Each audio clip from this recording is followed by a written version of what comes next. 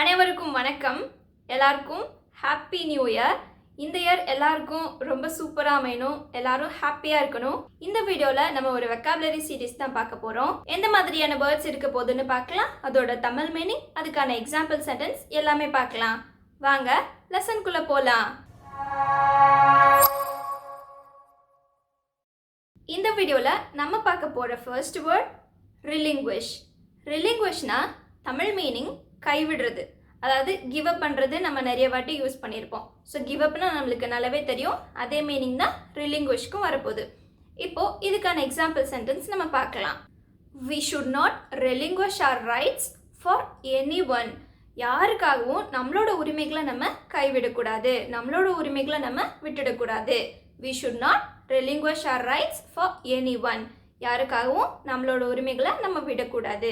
இப்போ இதே மாதிரி நம்ம வேற எக்ஸாம்பிள் என்ன பார்க்கலாம். ஒருத்தவங்க கிட்ட நம்ம கவலையை சொல்லி புலம்பிட்டு இருக்கோம், இந்த மாதிரி இவ்வளோ கஷ்டமா இருக்கு அப்படி இப்படின்னு. அதுக்கு அவங்க சொல்றாங்க, இந்த மாதிரி தான் நிறைய கஷ்டம்லாம் வரும். Don't relinquish your dreams. இவ்வளோ கஷ்டம் வந்தாலும் நம்மளோட கனவுகளை நம்ம கைவிடக்கூடாது. இது பண்ணணும் அது பண்ணணும், நம்ம நிறைய கனவு கண்டாதான் நம்மளால சாதிக்க முடியும். So don't relinquish your dreams.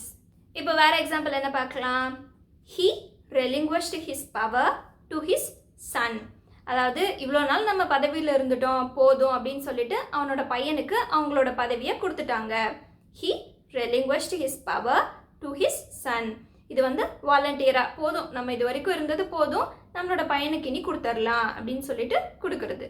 இந்த லெசனில் நம்ம பார்க்க போகிற நெக்ஸ்ட் வேர்ட் attain. அட்டைன்னா என்ன அப்படின்னா அடையிறது.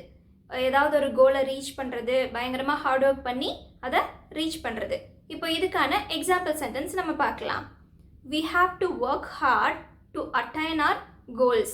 நம்மளோட கோல்ஸை நம்ம ரீச் பண்ணுறதுக்கு நம்ம நிறைய ஹார்ட் ஒர்க் பண்ணணும். அந்த இடத்துல நம்ம அட்டைனுக்கு பதிலாக ரீச் போட்டாலும் கரெக்டு தான், அச்சீவ் போட்டாலும் கரெக்டு தான். We have to work hard to reach our goals. We have to work hard to achieve our goals. நம்மளோட கோல்ஸை அச்சீவ் பண்ணுறதுக்கு நம்ம நிறைய ஹார்ட் ஒர்க் பண்ணணும். அதே மீனிங் தான் அட்டைன். அட்டைனா அப்போ மீனிங் என்ன? அடையிறது. ஒரு விஷயத்தை பயங்கரமாக ஹார்ட் ஒர்க் பண்ணி அடையிறது. இப்போ நம்ம நெக்ஸ்ட் எக்ஸாம்பிள் என்ன பார்க்க போகிறோம் அப்படின்னா, ஒன்லி இஃபை வச்சு இந்த வேர்ட் அப்ளை பண்ணி ஒரு சென்டென்ஸ் பார்க்கலாம். We can attain our goal only if we work hard. நம்ம நல்லா கடினமாக உழைத்தால் மட்டுமே நம்மளோட கோலை ரீச் பண்ண முடியும். இது ஆல்ரெடி ஒன்லி இஃப் வச்சு சென்டென்ஸ் ஃபார்ம் பண்ணுறது நம்மளுக்கு ரொம்பவே ஈஸிங்கிறதுனால நம்ம இதில் அப்ளை பண்ணி பேசியிருக்கோம். இப்போ வேறு எக்ஸாம்பிள் என்ன பார்க்கலாம். He attained his success after working hard for many years. நிறைய வருஷம் அவன் கஷ்டப்பட்டதுக்கு அப்புறம் அவனோட சக்ஸஸ் அவன் அடைந்தான் அப்படின்னு பாஸ்ட் டென்ஸ் யூஸ் பண்ணி நம்ம சென்டென்ஸ் ஃபார்ம் பண்ணிக்கலாம். இப்போ நம்ம முன்னாடி பார்த்த relinquish அப்படிங்கிற வார்த்தையும் இதையும் சேர்த்து ஒரு சென்டென்ஸாக நம்ம பேசலாம். இதில் என்ன பார்த்தோம்? we have to work hard to attain our goals. நம்மளோட கோல்ஸ் அடையிறதுக்கு நம்ம நிறைய ஹார்ட் ஒர்க் பண்ணணும். have to யூஸ் பண்ணி சொல்லியிருக்கோம். அதே மாதிரி இதில் சேர்த்து நம்ம என்ன சொல்லலாம்? we should not relinquish our goals. நம்மளோட கோல்ஸை நம்ம கிவ் அப் பண்ணக்கூடாது, கைவிடக்கூடாது. அப்போ நம்ம என்ன பண்ணணும்? கடினமாக உழைக்கணும். we have to work hard to attain our goals. we should not relinquish our goals. நம்மளோட கோல்ஸை கைவிடக்கூடாது. எவ்வளோ கஷ்டம் வந்தாலும் நம்ம கைவிடக்கூடாது. ஸோ இந்த மாதிரி ஒரு வார்த்தை படிக்கிறப்ப முன்னாடி படித்த வார்த்தையோடு நம்ம கனெக்ட் பண்ணி கொஞ்சம் ரிலேட் ஆகுதா அப்படின்னு சொல்லி கனெக்ட் பண்ணி படிக்கிறப்போ நம்மளுக்கு இன்னும் கொஞ்சம் நல்லா ஞாபகத்தில் இருக்கும். இப்போ நம்ம நெக்ஸ்ட் என்ன வேர்ட் பார்க்கலாம் அப்படின்னா ரெஃப்யூஸ். ரெஃப்யூஸுங்கிற வார்த்தையை நம்ம அடிக்கடி யூஸ் பண்ணியிருப்போம், நிறைய பேர் கேள்விப்பட்டிருப்போம்னு நினைக்கிறேன். ரெஃப்யூஸ்னால் என்னது? மறுக்கிறது. இப்போ இதுக்கான எக்ஸாம்பிள் சென்டென்ஸ் பார்க்கலாம். They refused to answer my questions. நான் இவ்வளோ கொஷின்ஸ் அவங்ககிட்ட கேட்டேன், அவங்க அதுக்கு ஆன்சர் பண்ண மறுத்துட்டாங்க. அவங்க ஆன்சர் பண்ணலை அப்படின்னா they did not answer my question அப்படின்னு சொல்லலாம். அவங்க ஆன்சர் பண்ண மறுத்தார்கள் அப்படின்னு சொல்கிறப்போ they refused to answer the questions. இப்போ இந்த ரெஃப்யூஸுங்கிற வார்த்தையை வச்சு வேறு எந்த மாதிரி எக்ஸாம்பிள் சென்டென்ஸ் நம்ம ஃபார்ம் பண்ணலாம். இப்போ ஒருத்தர் இருக்கா, நம்மளோட ஃப்ரெண்டு, அவன் இன்னொருத்தனுக்கு ஹெல்ப் பண்ணுறான். அப்போ நம்ம போய் கேட்குறோம், அவன் இந்த மாதிரி நம்மளை ஏமாத்தினானே, அவனுக்கு ஏன்டா ஹெல்ப் பண்ண? why did you help him? அவனுக்கு ஏன் நீ ஹெல்ப் பண்ணுன அப்படின்னு கேட்குறோம். இப்போ இந்த சென்டென்ஸில் நம்ம நோட் பண்ண வேண்டிய ஒரு விஷயம் என்ன அப்படின்னா, why did you help him? அந்த இடத்துல ஹெல்ப்னு நம்ம மாற்றி போட்டுறக்கூடாது. இதை நம்ம பாஸ்ட் டென்ஸ்லேயே தெளிவாக பார்த்துட்டோம். ஸோ அதை நம்ம நல்லா ஞாபகம் வச்சுக்கணும். அவனுக்கு ஏன் நீ ஹெல்ப் பண்ண அப்படின்னு கேட்குறப்போ அவன் சொல்கிறான், ஐ குட் நாட் ரெஃப்யூஸ். அவன் அப்படி ஹெல்ப் கேட்குறப்போ என்னால் மறுக்க முடியலை. I could not refuse. குடோட யூசேஜ்லாம் நம்ம தெளிவாக பார்த்துட்டோம். ஸோ அதை யூஸ் பண்ணி சொல்கிறப்போ ஐ குட் நாட் ரெஃப்யூஸ், என்னால் மறுக்க முடியலை. இப்போ வேறு எக்ஸாம்பிள் சென்டென்ஸ் என்ன சொல்லலாம்?